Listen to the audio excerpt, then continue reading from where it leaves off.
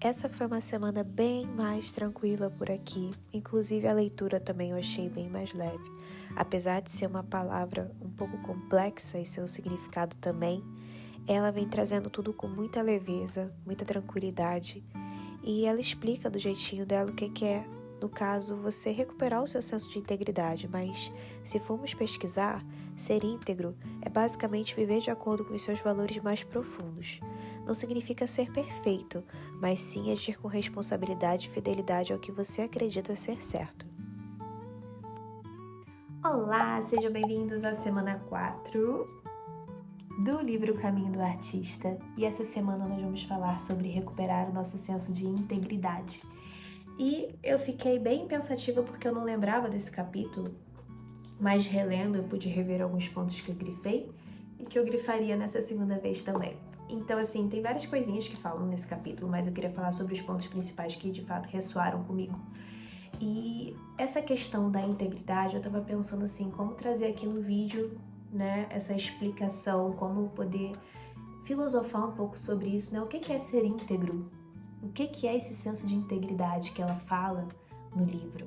E a integridade é quando, de fato, nós conseguimos nos sentir inteiros. É quando o que nós fazemos, o que nós sentimos, o que nós falamos está ressoando com quem nós somos de verdade. E não com quem a gente é para a sociedade, né? Não com quem a gente é para agradar determinada pessoa ou situação. É quando, de fato, isso tudo ressoa e a gente sente que a gente está sendo super verdadeiro e que tudo ao redor está, de fato, né, tendo essa relação da gente estar fazendo tudo de uma forma muito coerente, principalmente com quem a gente é. É como se a gente retornasse para a nossa verdade, sabe? Não a verdade para agradar aos outros, não a verdade que falaram sobre o que a gente é ou sobre o que a gente tem que fazer, mas sobre o que de fato é a nossa essência. Acredito que quando a gente está de fato vivendo esse senso de integridade, é esse senso de você se sentir inteiro, principalmente com você mesma. E aí ela vai reforçar minha cadeira de novo, fazendo barulho. Deixa eu ajeitar. A importância das páginas matinais. Gente, ela vai falar sobre isso o livro quase todo, tá? Mas é porque, assim, eu acredito que é a principal ferramenta que faz com que a gente consiga mudar. É, de fato, a página matinal. Os exercícios, o conteúdo do livro é importante, mas eu percebo que o que mais gerou mudança foi o fato de eu usar a escrita. Por quê? Na escrita você pode parar de fingir. Você não precisa ficar usando uma máscara para a sociedade, fingindo que tá sempre tudo bem enquanto não tá. Na escrita você descarrega seus medos, suas frustrações, seus desejos. Então, eu acredito que é uma forma de você começar a ser muito sincero com você mesmo, que é uma coisa que é difícil. Então, a gente nunca consegue se conectar com a gente mesmo e ter clareza e ter esse senso de integridade, se sentir inteiro, se a gente não sabe nem quem nós somos. Então, a gente trabalhou isso na semana 2, trabalhou, mas eu percebo que é na escrita, né, isso na vida toda que nós vamos conseguindo perceber, de fato, esses pequenos nuances, esses pequenos gatilhos, as pequenas coisas que nos incomodam e que às vezes a gente passa, sabe, a mão por cima. Então, e ela reforça novamente essa questão das páginas, que é uma ótima ferramenta para você recuperar a sua integridade, esse seu senso de ser inteiro novamente, principalmente para que você pare de fingir que tá tudo bem. Ela dá vários conselhos nesse capítulo sobre realmente essa questão de você parar de falar que tá tudo bem enquanto não tá. E eu sei que às vezes para as pessoas a gente acaba tendo que falar isso, né? Eu, por exemplo, sou uma pessoa muito reservada, então eu não gosto de ficar contando muitos detalhes da minha vida quando as coisas não estão muito boas para as pessoas, então eu geralmente vou falar essa frase mesmo, tá tudo bem, tudo legal, e vou desconversar ali, porque eu não quero entrar nesse assunto, mas o grande problema é quando a gente faz isso com a gente mesmo, quando uma situação não tá boa e a gente fica contando aquelas mesmas historinhas pra gente, que tá tudo bem, que a vida é assim, que a gente tem que aceitar. Então nas páginas, a gente começa a escrever, chega uma hora que você fala assim, cara, eu não tenho que aceitar isso não, eu posso fazer algo pra mudar.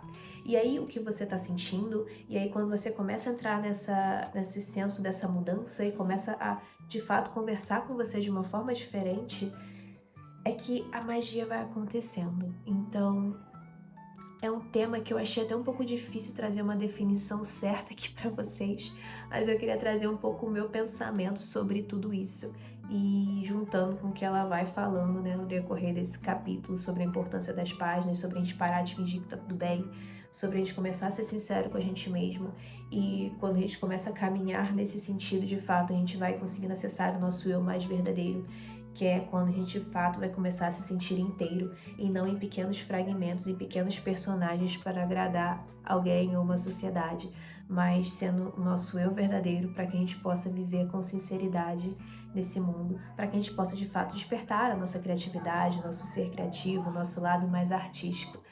É necessário que a gente seja principalmente verdadeiro com a gente mesmo.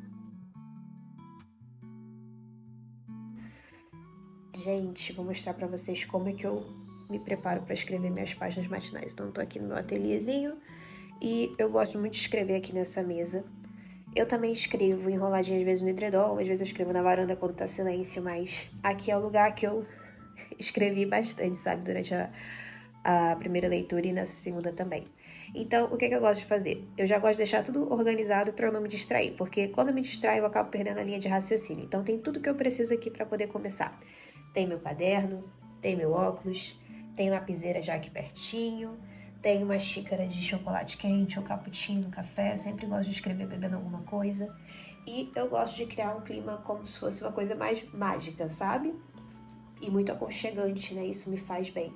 Então, eu gosto de ter luzinha amarela, como por exemplo aqui é no difusor. E no difusor também, eu já aproveito e coloco um óleo essencial de alguma coisa que eu queira ativar em mim. Então, esse aqui no caso de gerânio. Eu gosto de ter minhas pedrinhas porque eu acredito muito nessa questão energética. Então, essas pedrinhas aqui, cada uma tem um significado especial para mim. Gosto de ter plantinha também. Então, eu crio um ambiente, sabe, favorável para que estimule a minha criatividade e que eu me sinta bem, que eu me sinta confortável. Então, se essa atividade talvez não esteja sendo muito fácil para você, porque para mim não foi quando eu comecei, eu percebi que tornar o ambiente e ter essas pequenas recompensas me ajudam a criar um hábito. Então, para cultivar o hábito de escrever 3 páginas, eu gostei muito dessa metodologia que tem até no livro O Poder do Hábito, se eu não me engano. Ai, não, gente, é outro. Hábitos Atômicos, que fala sobre sistema de recompensas, sobre tornar a atividade agradável. Então, essa é a minha diquinha para vocês, né? Como eu preparo o meu ambiente para realizar a minha escrita.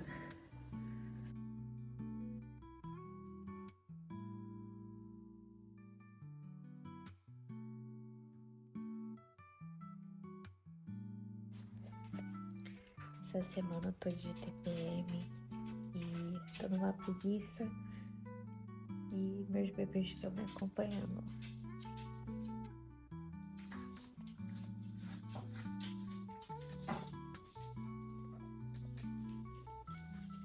Esse barulho que vocês estão ouvindo é o dinossaurinho, ó. Olha a bagunça que ele fez. Ele tirou todo o pouquinho dali, ó. Jogou pra cá.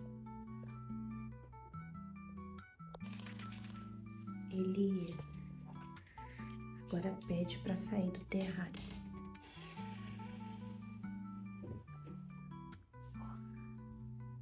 Tá bagunceiro. Neném. Quer dar o rolezinho dele. Ele agora tá interagindo mais com a gente, pede pra passear. E a gente já tá com ele tem quase 1 aninho. Ele veio bem piquitito. Olha só ele, bebezinho, comendo. O terrário ficava gigante pra ele. Agora a gente já vai mandar fazer outro, porque esse bebezinho tá crescendo muito. Olha o tamanho que ele tá hoje em dia. É muito bonitinho. Essa semana também eu tive algumas aulinhas particulares. E eu fiz o registro dessa, que foi uma aula super especial, que foi para uma mãe e 2 filhas. E olha que lindo o resultado da minha aluninha de 8 anos. E também chegaram algumas encomendas para as oficinas. Estavam faltando alguns materiais, então eu fiz um pedido de mais alguns godês e alguns pincéis também, porque eu comprei um pincel kit de pincel para as minhas alunas, mas o pincel não é firme, ele é bem molinho, então estava atrapalhando o resultado. Então, também aproveitei e encomendei pincéis de melhor qualidade. O meu encontro com a artista essa semana, como eu queria que de fato fosse uma semana mais leve, eu decidi pintar algo que eu queria, né? Não sendo encomenda, nem projetos, mas realizar uma pintura que eu sempre quis fazer, que é uma versão do Nascimento de Vênus de Botticelli em aquarela.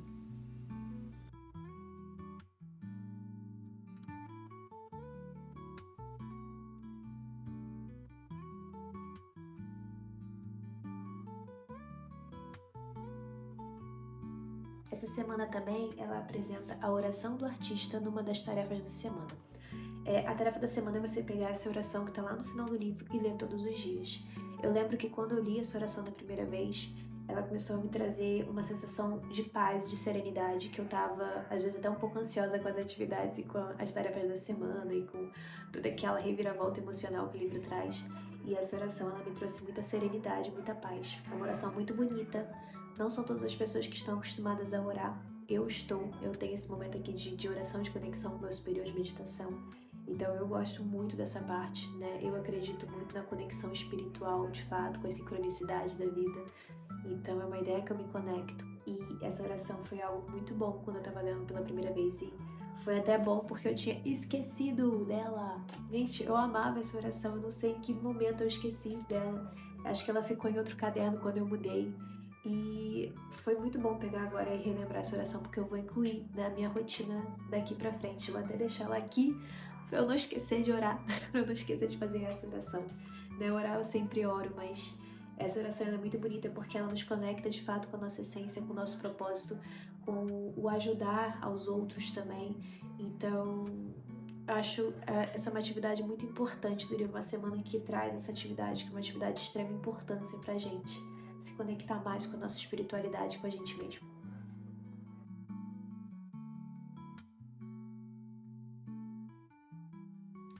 As outras atividades trazem muito a questão das mudanças, que como a gente está meio que se reconhecendo, né, começando uma nova jornada, se descobrindo e tirando coisas velhas que não fazem parte da gente,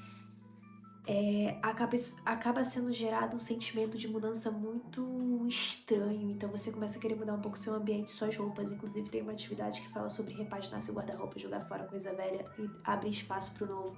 Porque é como se você de fato estivesse entrando numa nova jornada, num novo você, numa versão sua bem melhor, numa versão sua que é conectada com esse todo, com essas sincronicidades, com o seu potencial, com o seu poder. Então são várias atividades que trazem um pouco essa questão da mudança que vão acontecer aí nessas próximas semanas também. Então, gente, esse foi um pouquinho do resumo do capítulo 4, um pouquinho também do que eu trouxe como pensamento, do que eu entendi sobre o livro. E nos vemos na próxima semana, no capítulo 5, onde nós vamos falar sobre a recuperação do nosso senso de possibilidades. Então, beijinhos e eu te vejo na semana 5.